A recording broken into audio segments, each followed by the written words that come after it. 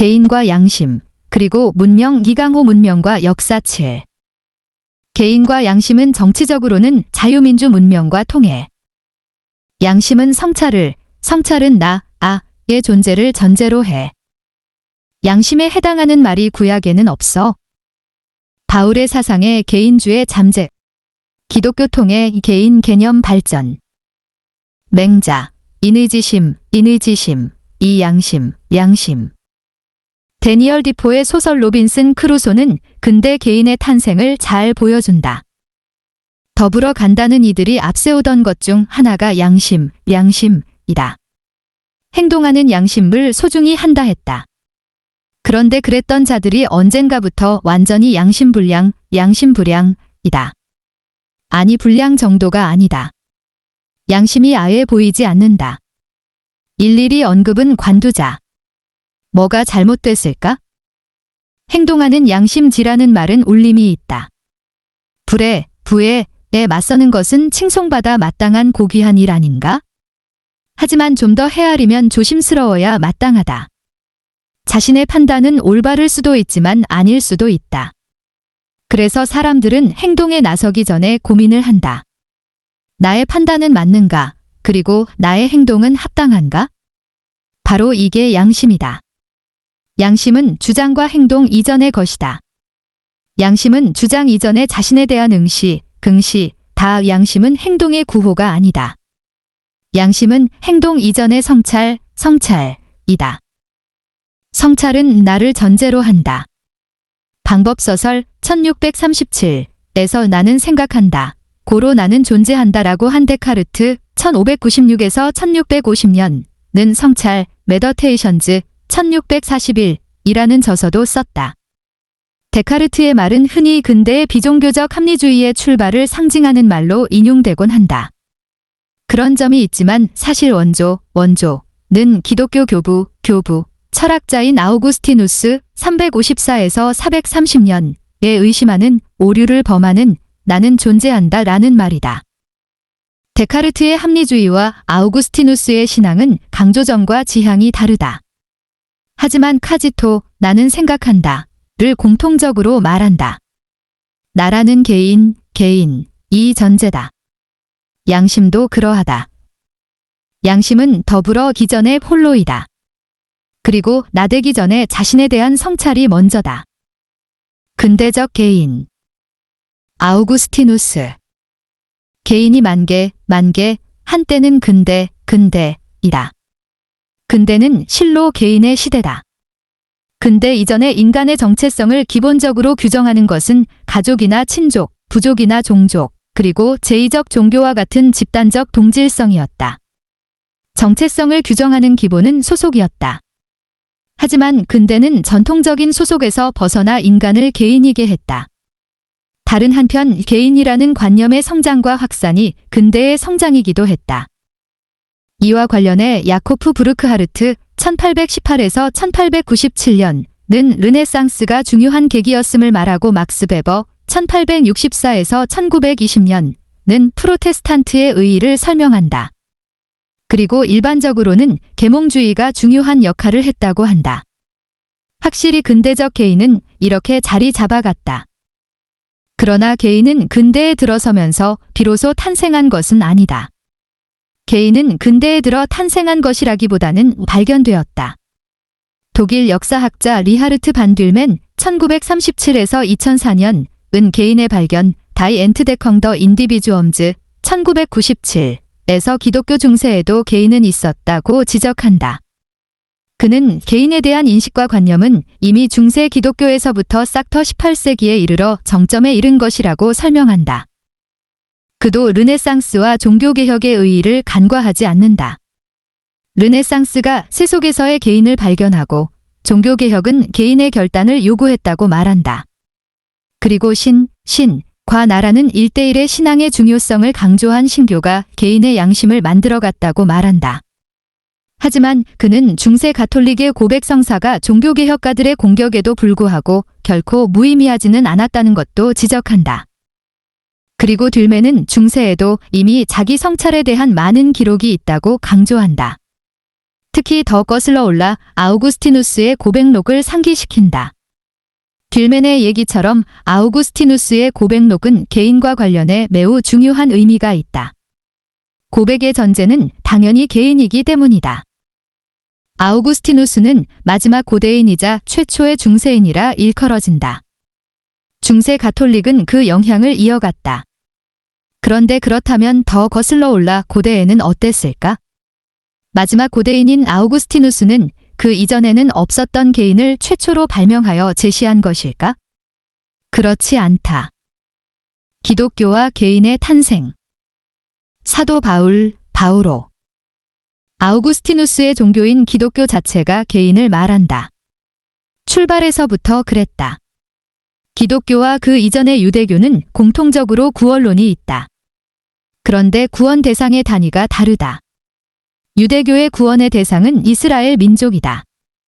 하지만 기독교의 구원은 신자 개인이 대상이다. 기독교의 형성기인 사도 바울, 바오로 때부터 그랬다.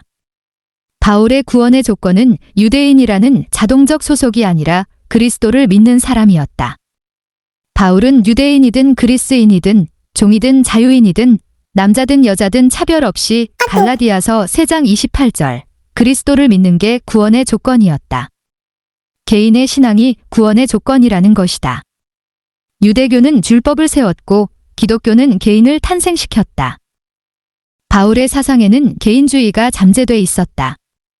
이것은 유대인의 민족 단위의 구원이라는 관념을 넘어서는 보편주의였다. 그런데 바울의 이 같은 관점은 로마의 파테르, 페이터 아버지를 중심으로 한 파밀리아, 퍼밀리어 가족라는 전통적인 공동체적 가치관과도 대비되는 것이었다. 로마의 공화정은 오늘날에도 이어지는 중요한 정치적 유산이다. 하지만 고대 로마 공화정의 중심은 개인인 시민이 아니라 시민권을 가지고 파밀리아를 이끄는 가부장, 파테르 파밀리아스, 페이터 퍼밀리어스였다. 기독교의 개인은 로마의 이 같은 전통적 질서와 부딪혔다. 그리고 가족윤리와도 충돌했다. 수도 로마에는 그야말로 모든 신이 다 있었다. 로마는 이방 종교에 대단히 개방적이고 관용적이었다. 그러나 기독교에 대해선 그럴 수가 없었다. 흔히 기독교의 일신교, 질신교로서의 배타성이 문제였다고 하지만 핵심은 그게 아니었다. 당시 로마를 누빈 종교들 가운데 자신의 고유성과 특별성을 강조하지 않은 종교는 없었다. 기독교가 로마의 탄압을 받은 핵심적인 이유는 파밀리아에 바탕한 전통적인 질서와의 충돌 때문이었다. 추계 시대. 그러나 이것은 문명사적 관점에서 보면 불가피할 뿐만 아니라 결국에는 이루어져야 할 문명적 성숙의 과정이었다. 문명의 성장은 자연적 혈족 관계를 넘어서는 비자연적인 2차적 사회관계의 고도화를 가져오게 된다. 이 같은 변화는 근대에서만이 아니다. 고대 문명의 시기에도 정도 차이는 있었지만 늘 있었던 것이다. 그런데 이런 2차적 관계의 발전과 확산은 정신문화적 차원에서 자연적 감성적 유대감을 넘어서는 가치관을 요청할 수밖에 없다. 수메르 문명 이래 흥망해온 동서양의 고대 문명 모두 마찬가지였다. 칼 야스퍼스 1883에서 1969년 가축의 시대 덱시엘 에이지 라일컬은 기원전 8에서 3세기 무렵 인도의 석가모니, 중국의 공자, 그리스의 소크라테스 등이 대표적으로 동서세계 곳곳에서 수많은 사상가가 등장해 나왔다. 각 문명권은 이들의 등장과 함께 거의 동시적으로 정신문명의 도약이 이루어지기 시작했다. 그리고 기원 원년 무렵 로마의 변방 이스라엘에서 예수가 등장했다. 이 같은 사상들의 공통적인 요소는 자연적 질차적 감성을 넘어서는 세계에 대한 인식과 진간 자신에 대한 성찰이다. 철학의 모습을 갖든 종교의 형식을 갖든 마찬가지다. 문명권 각각의 지역과 역사적 경과에 따른 특성의 차이는 있었다. 하지만 그 차이와 상관없이 자아, 성찰은 공통점이었다. 소크라테스를 통해 유명해진 그리스 델포이 신전에 너 자신을 알라우는 경구가 상징적이다. 그리스 문명을 스승으로 여긴 당시의 로마에도 이런 문제의식이 수용되고 자라나고 있었다. 인간 내면의 입구를 지키는 문지기. 세네카. 그런 가운데 마침내 등장한 기독교는 직접적이고 강력하게 개인을 제기했다. 기독교는 단순히 유대교의 전통만이 아니라 지중해 문명 세계의 정신문화 전반을 흡수하고 있었다. 기독교는 직접적인 종교적 전통은 유대교를 이었지만 그냥 헤브라이즘이 아니었다. 서구 정신문명은 흔히 헬레니즘과 헤브라이즘을 양대 축으로 한다고 일컫는다. 그런데 기독교 자체가 사실은 유대교 전통의 헤브라이즘에 그리스 문명의 헬레니즘적 사유가 결합되고 있었다. 그리고 그와 함께 그리스 로마의 정신문명적 문제의식과 개념도 함께 안았다. 신약 성경이 그리스어로 쓰인 것은 당시로선 특이한 일이 아니었다. 그리스어는 유대까지 포함한 지중해 세계의 보편어였다. 언어의 보편화는 그 언어가 품고 있는 정신문명적 문제의식과 개념의 공유도 가져온다. 양심 칸션스이라는 개념도 이런 과정을 거쳐 등장했다. 영어로 양심을 뜻하는 칸션스는 라틴어 칸시엔셔가 어원이다. 라틴어 칸시엔셔의 접두어 칸은 함께라는 뜻이며 사이엔셔는 의식, 지식이다. 사이엔셔는 사이언스, 과학의 어원이기도 하다. 칸시엔셔는 타인과 함께 자신을 압니다. 법률가이자 정치가인 키케로와 특히 철학자 세네카가 자주 썼다고 한다. 세네카는 콘스시엔티아는 인간 내면의 입구를 지키는 문직이다 라 했다 한다. 오늘날의 장심과 같은 함의를 느끼게 한다. 구약에는 장심이 없다. 그런데 칸시엔셔는 그리스어로는 시그머유 푸설란 노에 푸설런 델터이터 시그머 아이오터 사이니아이더시스 슈네이데시스이다. 신약은 그리스어로 쓰였다. 신약에는 시그머유 푸설란 노에 푸설런 델터이터 시그머 아이오터라는 단어가 30번가량 나온다. 바울 서신과 사도행전을 비롯한 여러 문헌에서 언급된다. 대표적인 영어 번역 성경인 킹제임스판 성경 KJV은 신약의 그리스어 단어 시그머유 푸설란 노에 푸설런 델터에이터 시그머 아이오터를 칸시엔셔를 어원으로 한 칸션스로 번역하고 있다. KJV판에는 칸션스가 27번 나온다. 다른 영문 번역도 비슷하다. 그런데 칸션스는 구약에는 등장하지 않는다. 한자어, 권 단어로는 양심으로 번역된다. 우리말 성경도 마찬가지다. 번역본에 따라 다르지만 대체로 30번 전후다. 그런데 우리말 구약에도 양심이라는 단어는 등장하지 않는다. 이스라엘의 역사가인 마틴 반 크레벨드는 양심이란 무엇인가 칸션스, A 바이아그러피 2015에서 그 점을 담담히 설명한다. 그는 구약에는 양심이라는 단어가 없다고 지적한다. 비슷하게 해석할 수 있는 단어들이 없진 않다. 하지만 율법을 전제로 율법을 어긴 죄책감이 기본 개념이지 내면의 고뇌라는 뜻의 말은 없다고 지적한다. 그는 히틀러는 양심은 유대민족이 지어냈다고 했지만 유대인은 양심이라는 개념을 기독교로부터 받아들였다고 말한다. 개인과 양심은 문명 자체의 소산. 개인의 전적인 전면화는 근대에 들어서면서다. 그러나 개인의 탄생은 근대만의 산물은 아니다. 전면화한 것은 근대지만 뿌리와 싹은 이미 거슬러 올라 고대에도 있었다. 즉, 개인은 단지 시대의 산물이 아니라 더 본질적으로는 문명 자체의 소산이다. 양심도 그러하다. 영국 정치철학자 레리 시덴톡 1936의 개인의 탄생, 인벤팅 더 인더비조엘 2014은 그 점을 고찰한다. 부제는 서구 자유주의의 기원, 더 오러진즈 오브 웨스턴 리버럴리점이다. 자유주의의 역사를 밝히는 책이다. 그런데 제목의 일견에서의 느낌과는 달리 개인이 근대에 의해 발명된 것이라 주장하지는 않는다. 한국어 번역본이 부제는 양심과 자유, 책임은 어떻게 발명되었는가? 이다. 양심, 자유, 책임은 근대적 개인의 핵심이다. 그런데 저자는 그것이 단지 근대 계몽주의만의 성취가 아니라 오랜 역사적 뿌리가 있으며 장구한 과정을 거쳐 이룩됐다고 설명한다. 그리고 그 출발에서부터 기독교가 있었다고 한다. 그는 기독교의 탄생기, 바울이 내적, 진리에 따른 도덕적 평등이라는 가치관으로 세상을 뒤집었다고 지적한다. 미국의 월스트리트 저널은 서평에서 현대 세속주의와 그 자유는 기독교가 인간 사회에 준 선물지라고 하며 이 책은 그 잃어버린 족보를 추적하려는 시도라고 평했다. 개인과 양심은 근대 문명의 성숙과 함께 그 중추가 됐다. 정치적으로는 자유민주 문명이다. 그런데 그것은 근대라는 시대만의 소산이 아니다. 그 씨앗과 싹과 뿌리는 고전고대의 정신문명적 도약기에 주어졌으며 그것이 역사를 거치면서 성장하여 꽃을 피우게 된 것이다. 고대 로마는 기독교를 수용하는데 300여 년이 걸렸다. 그리고 5세기 말 서로마 제국 멸망 뒤 근대 문명이 본격적으로 개화를 시작하기까지 1000년 남짓의 세월이 걸렸다. 중세 기독교 시대는 한때 암흑기로 불리기도 했다.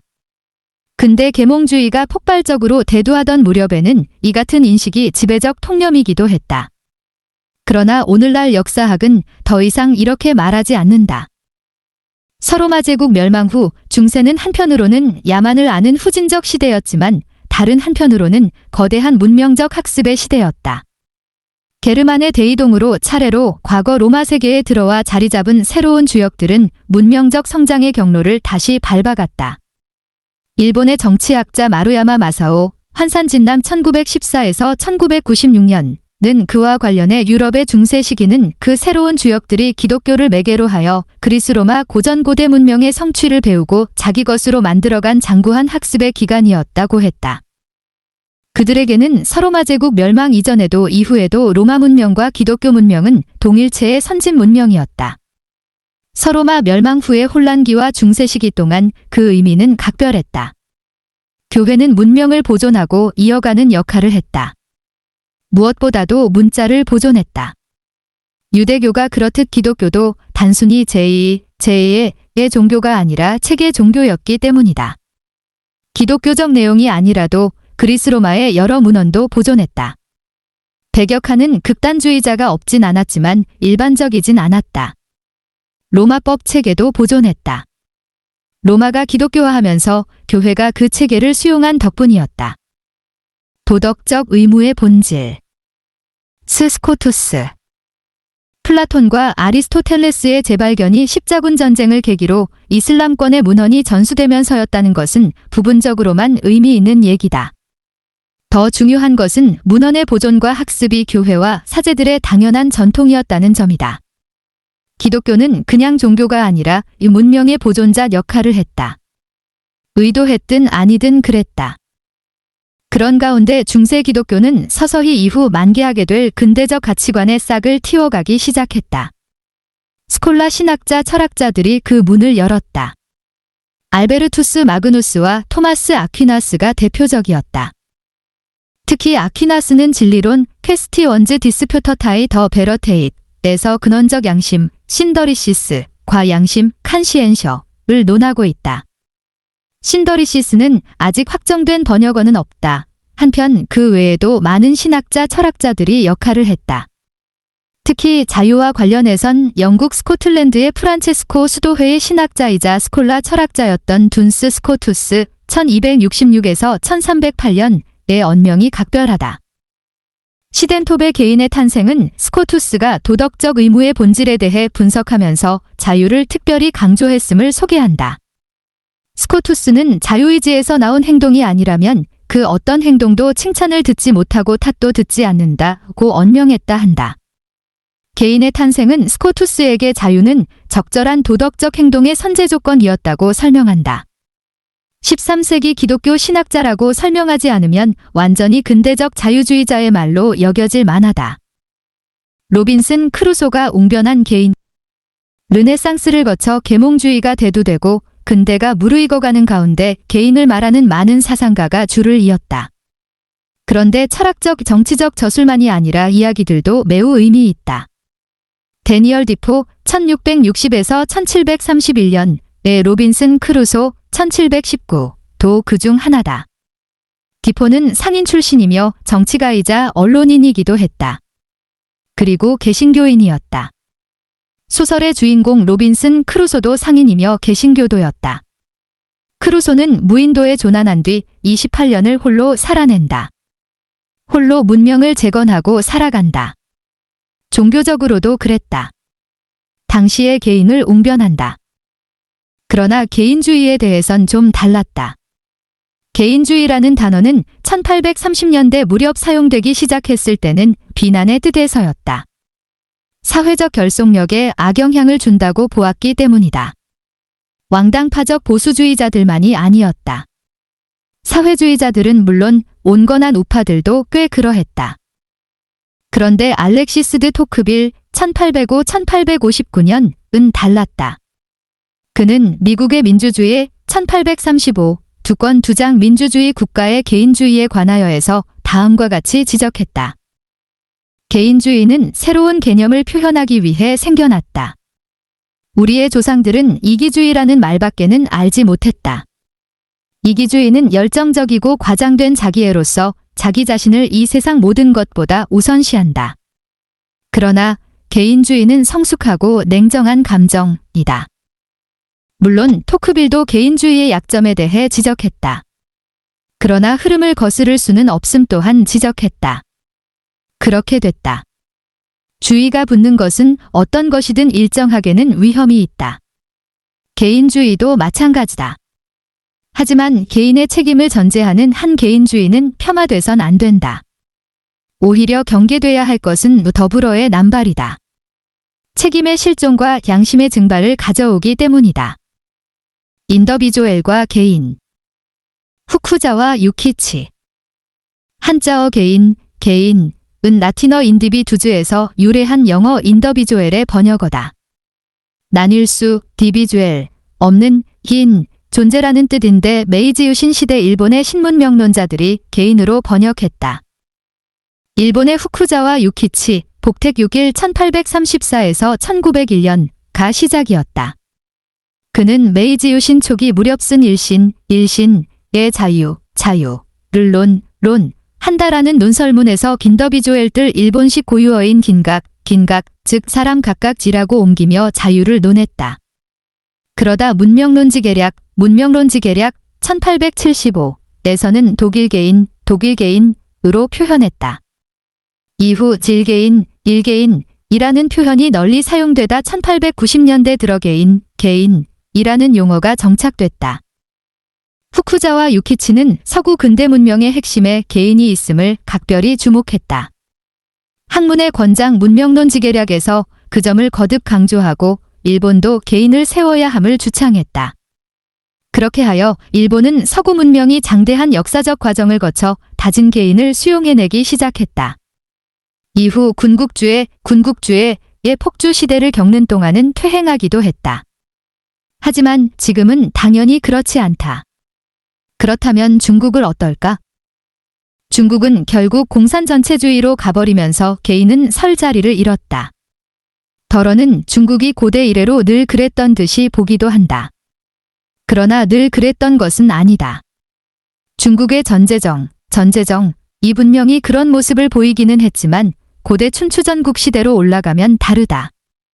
통념적 생각과는 달리 유학의 시조인 공자와 맹자 모두 개인의 의미를 담은 언급을 했다.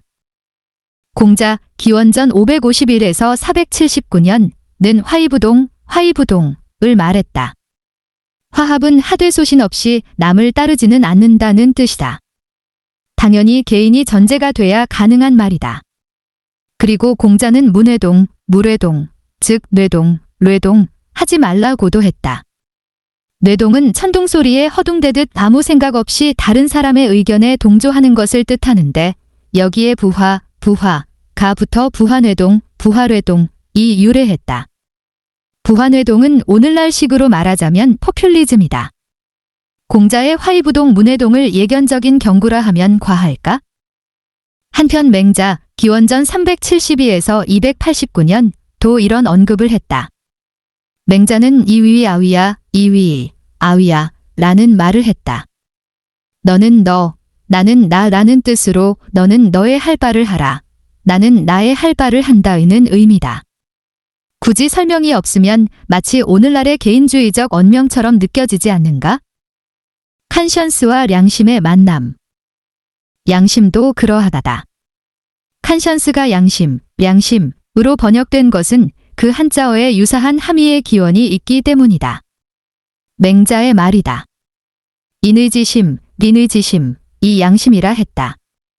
은 어질다는 뜻으로 공자 사상의 핵심이다.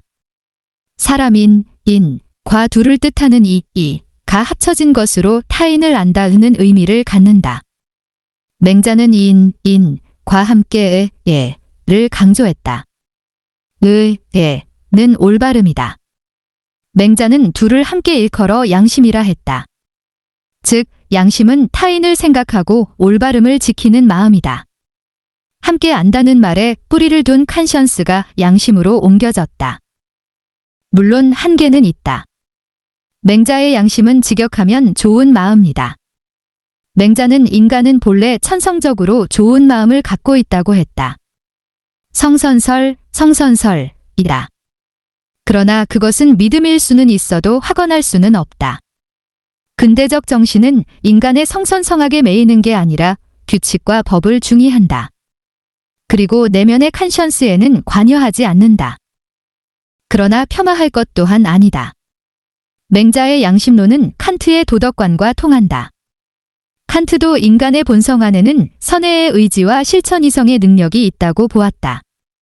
물론 칸트와 맹자는 차이도 크다. 하지만 어떻든 좋은 싹이었던 고대 동아시아의 양심이 칸션스를 만나 결합한 것은 의미가 크다. 근대적 재탄생이다. 동서와 시대를 넘은 문명적 가치의 생명력과 소중함을 거듭 웅변한다. 그런 가운데 개인과 양심은 이제 우리의 것이기도 한 문명적 가치가 되었다. 그 건강함을 지켜야 한다.